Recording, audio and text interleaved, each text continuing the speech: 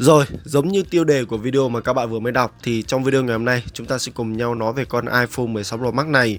Tuy nhiên khác với những anh em khác đã làm những cái nội dung liên quan đến con iPhone 16 Pro Max, đấy chính là sau một khoảng thời gian sử dụng nó sẽ như thế nào.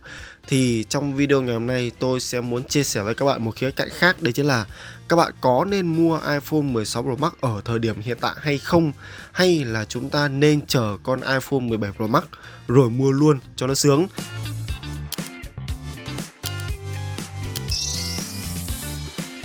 Đây sẽ là một cái câu hỏi mà tôi nghĩ rằng là rất nhiều bạn quan tâm và thắc mắc luôn. Bởi vì rõ ràng là ở thời điểm hiện tại chúng ta cũng đã có gần như là toàn bộ những cái thông tin cần biết về con iPhone 17 Pro Max rồi. Và điều này sẽ khiến cho người dùng như chúng ta cảm thấy khá là phân vân. Bởi vì bây giờ con iPhone 16 Pro Max giá của nó cũng khá là cao, rơi tầm khoảng là 30 triệu.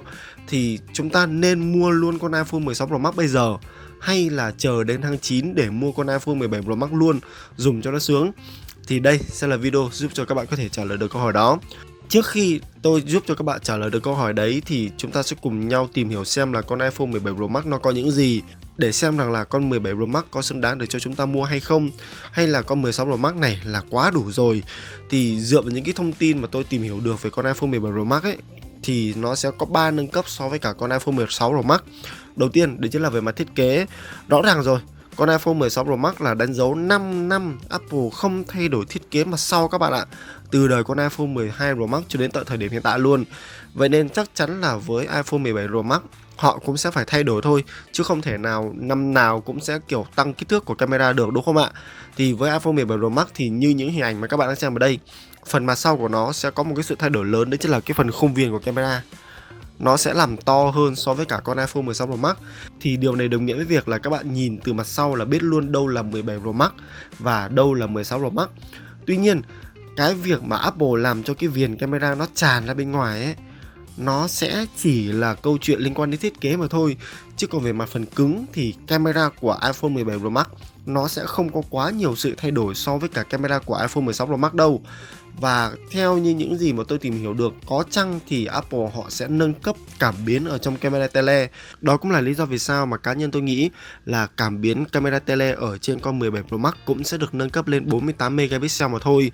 Và điều này dẫn đến việc rằng là Apple khả năng cao sẽ quảng cáo rằng là camera tele ở trên con 17 Pro Max có khả năng zoom xa hơn. Nhưng mà trên thực tế nó chỉ là zoom kỹ thuật số được crop từ camera quang học mà thôi. Chứ còn zoom quang học ở trên con 17 Pro Max vẫn sẽ chỉ là ống kính zoom 5x thôi các bạn ạ. Chứ đời nào Apple trang bị cảm biến zoom 10x ở trên con 17 Pro Max, anh em quên đi, không bao giờ có câu chuyện đấy đâu. Nâng cấp số 2 ở trên con 17 Pro Max so với cả 16 Pro Max đấy chính là phần hiệu năng. Thì chắc chắn rồi, con 17 Pro Max cũng sẽ được trang bị con chip mới. Khả năng cao thì sẽ là Apple A19 Pro. Thì con chip này thì chắc chắn sẽ lại khỏe hơn một chút so với cả Apple A18 Pro, và cũng sẽ được hỗ trợ một vài những cái tính năng Apple Intelligence độc quyền. Đấy là những gì mà cá nhân tôi nghĩ là Apple sẽ triển khai để thu hút người dùng mua con 17 Pro Max. Nhưng mà nó có quan trọng không hả anh em? Bởi vì ở thời điểm hiện tại rõ ràng là con chip Apple A18 Pro bên trong con iPhone 16 Pro Max này là quá trâu rồi. Nó thậm chí là quá dư dùng so với đại đa số nhu cầu sử dụng của các bạn luôn. Mà tôi thấy là đa số anh em sử dụng iPhone để làm gì ạ? Để lướt TikTok, lướt Facebook, vào mạng xã hội, lướt web này kia các thứ. Chứ anh em cũng có làm gì cao siêu đến cái mức là vượt qua hiệu năng của con chip này đâu. Cùng lắm thì các bạn chơi game đi. Thì con iPhone 16 Pro Max này vẫn dư sức đáp ứng được tất cả nhu cầu, tất cả những tựa game mà các bạn có thể chơi được cơ mà. Chúng ta không bàn đến những cái tựa game mobile đấy nhá, bởi vì những cái tựa game đấy là quá yếu so với cả con 16 Pro Max rồi.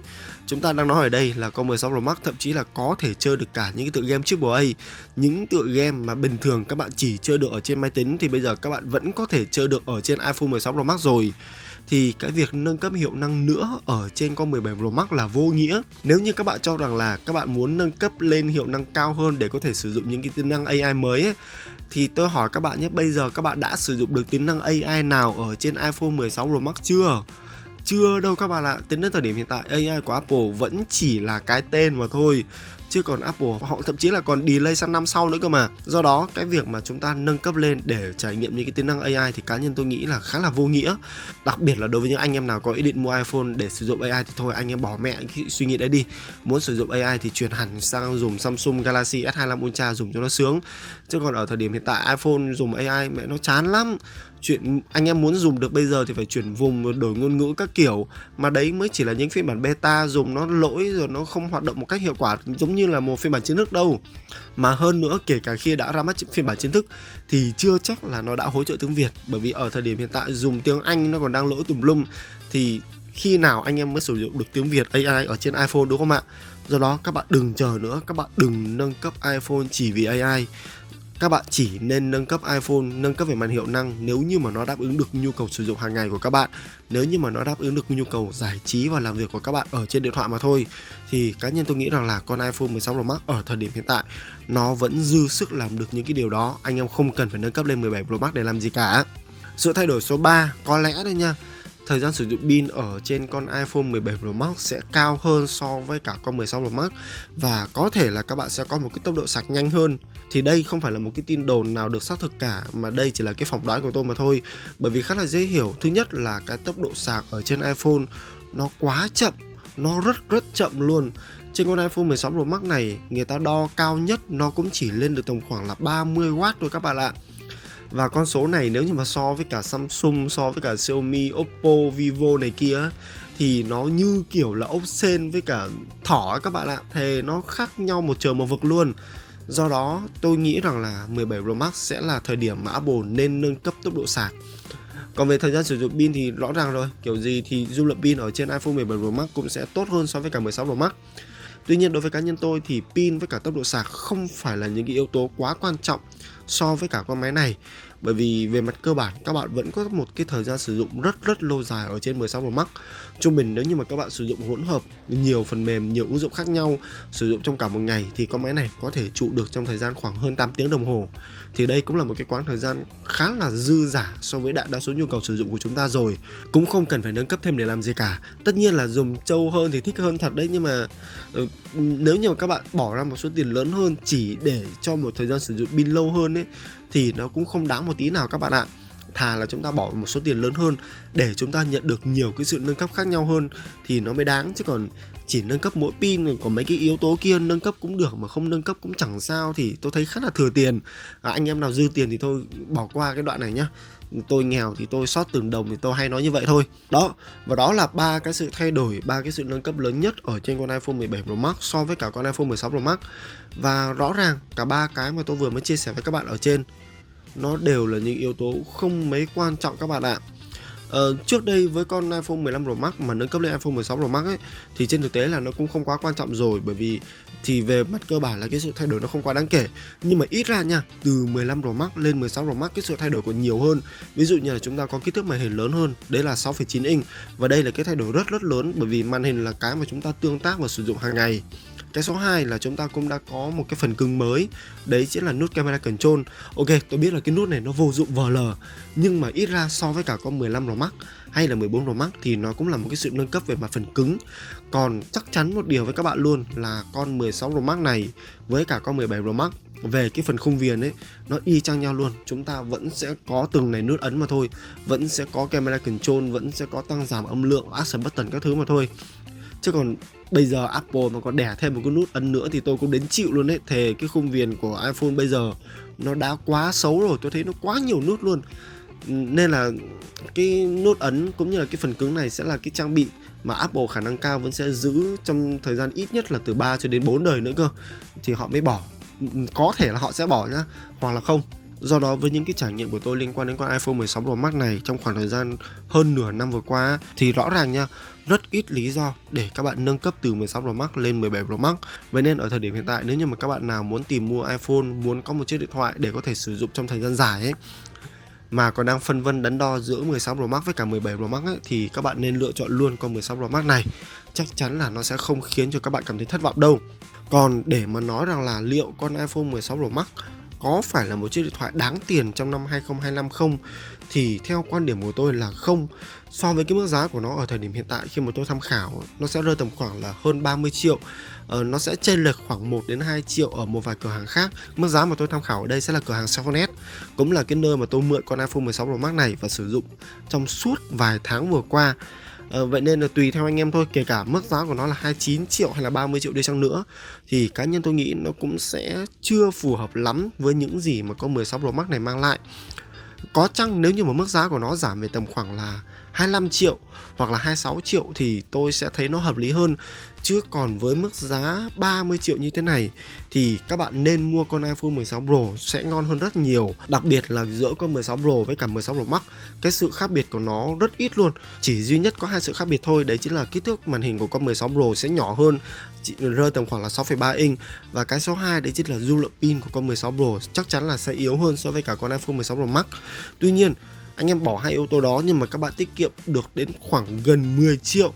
Theo như những gì tôi tìm hiểu được thì cái số tiền chênh lệch giữa hai con nó cũng sẽ rơi tầm khoảng là 6 đến 7 triệu luôn đấy. Cũng khá là cao. Nhưng đối với cá nhân tôi nha, thì con iPhone 16 Pro với kích thước màn hình 6,3 inch nó sẽ gọn nhẹ, và cái việc mà chúng ta sử dụng một tay nó cũng sẽ thoải mái hơn rất là nhiều. Và cái việc mà chúng ta bỏ vào trong túi quần để chúng ta mang theo bên mình nó cũng sẽ tiện lợi hơn. Con iPhone 16 Pro Max này, cái kích thước màn hình của nó quá to, và tôi thề với các bạn luôn là nhiều khi tôi không dám bỏ nó vào trong túi quần luôn ấy. Bởi vì tôi cứ sợ nó cấn và cong mẹ cả máy đi. Nó to quá các bạn ạ. Và cái cảm giác khi mà tôi cầm ở trên tay ấy, trong khoảng là 1 tiếng đồng hồ thôi là đã bắt đầu cảm thấy mỏi mỏi, cấn cấn, nhức nhức rồi. Trong khi đó trước đây khi mà tôi sử dụng con iPhone 16 Pro thì chưa bao giờ tôi gặp cái hiện tượng đó. Còn tất nhiên là thời gian sử dụng pin ở trên 16 Pro Max cũng sẽ trâu hơn so với cả 16 Pro. Nhưng nói đi thì cũng cần phải nói lại, cá nhân tôi với nhu cầu sử dụng của mình không phải là một người quay phim trong thời gian dài ở điều kiện ngoài trời, không phải là một người chơi game quá nặng, thì thời gian sử dụng pin ở trên con iPhone 16 Pro là quá đủ đối với cá nhân tôi rồi. Hơn nữa, nếu mà lựa chọn iPhone 16 Pro thì các bạn cũng sẽ tiết kiệm được nhiều tiền hơn. Đấy là cái lợi ích kinh tế. Trong khi đó những cái phần cứng khác, ví dụ như là camera control này, ví dụ như là camera tele 5x này, hay là ví dụ như là Apple A18 Pro, những cái tính năng AI thì gần như là con iPhone 16 Pro và iPhone 16 Pro Max là không khác gì nhau luôn. Nó y chang nhau luôn các bạn ạ. Nên là chả có một cái lý do gì để chúng ta bỏ số tiền đến tận là 30 triệu cho con iPhone 16 Pro Max này. Thậm chí là nếu như mà nhu cầu của các bạn là không cần một chiếc máy nó quá mới, không cần một chiếc máy mà kiểu màn hình quá to, không cần một chiếc máy mà hiệu năng nó quá dư dả ấy, thì mức giá này thậm chí là anh em hoàn toàn có thể mua iPhone 15 Pro Max cũng được luôn. Trong khi đó bây giờ iPhone 15 Pro Max các bạn mua mới có nha, mua cũ có nha, và giá thì vô biên, sẽ dao động từ khoảng là 18, 19 cho đến khoảng 22 đến 23 triệu là các bạn đã có thể mua được iPhone 15 Pro Max rồi. Mà rõ ràng là những cái sự khác biệt giữa 15 Pro Max và 16 Pro Max nó cũng chỉ là những cái sự khác biệt nhỏ giọt mà thôi. Trong khi đó các bạn sẽ tiết kiệm tiền hơn rất là nhiều. Và cá nhân tôi nghĩ nha, với cái mức giá mà tôi vừa mới kể ở trên, nó sẽ phù hợp cho một con điện thoại để cho các bạn có thể sử dụng một cách thoải mái trong thời gian ít nhất là từ 2 cho đến 3 năm nữa. Nó sẽ xứng đáng từng đồng tiền mà các bạn bỏ ra hơn so với cả con iPhone 16 Pro Max này. Vốn cái mức giá rơi tầm khoảng là hơn 30 triệu sau hơn nửa năm mở bán, đối với cá nhân tôi là quá cao. Còn đối với iPhone 17 Pro Max thì thôi nhé, khả năng cao là con iPhone 17 Pro Max mức giá nó sẽ cao hơn con iPhone 16 Pro Max lúc mới mở bán luôn nha các bạn. Cá nhân tôi nghĩ nó hoàn toàn có thể chạm mốc là 38, 39, thậm chí là 40 triệu luôn ấy. Bởi vì nó sẽ liên quan đến cái câu chuyện thuế giữa Việt Nam và Mỹ. Khi mà bây giờ Mỹ áp thuế thì Việt Nam áp thuế, thì rõ ràng là giá khi mà sản phẩm từ Mỹ nhập vào Việt Nam nó sẽ cao hơn. Thì khả năng cao là chúng ta sẽ mua iPhone 17 Pro Max sẽ đắt hơn con 16 Pro Max ấy. Nên đây cũng là một yếu tố mà các bạn cần phải cân nhắc. Còn để trả lời lại cho cái câu hỏi đầu video, đấy chính là chúng ta nên mua iPhone 16 Pro Max hay là 17 Pro Max, thì các bạn cũng đã có câu trả lời rồi. Cứ 16 Pro Max mà dã cho tôi, hoặc không thì 16 Pro. Nghèo nữa thì mua luôn 15 Pro Max dùng vẫn ok, vẫn ngon, chả vấn đề đéo gì. Đấy, đó là những cái chia sẻ, những cái quan điểm của tôi sau khoảng hơn nửa năm sử dụng con iPhone 16 Pro Max này. Thì cá nhân tôi nghĩ đây vẫn là một chiếc máy rất đáng để cho các bạn nên sở hữu ở thời điểm hiện tại, thay vì là chờ con iPhone 17 Pro Max, dựa vào tất cả những gì mà tôi đã trải nghiệm với con iPhone 16 Pro Max này. Vậy thì còn ý kiến của các bạn thì sao? Liệu sau hơn nửa năm với mức giá vẫn đang hơn 30 triệu thì các bạn có dám bỏ số tiền đấy cho iPhone 16 Pro Max hay không? Hay là các bạn sẽ tiết kiệm thêm, gom góp thêm để chờ iPhone 17 Pro Max rồi mua luôn một thẻ? Thì đừng quên để lại ngay dưới phần bình luận của video này. Tạm biệt mọi người và hẹn gặp lại mọi người những video lần sau.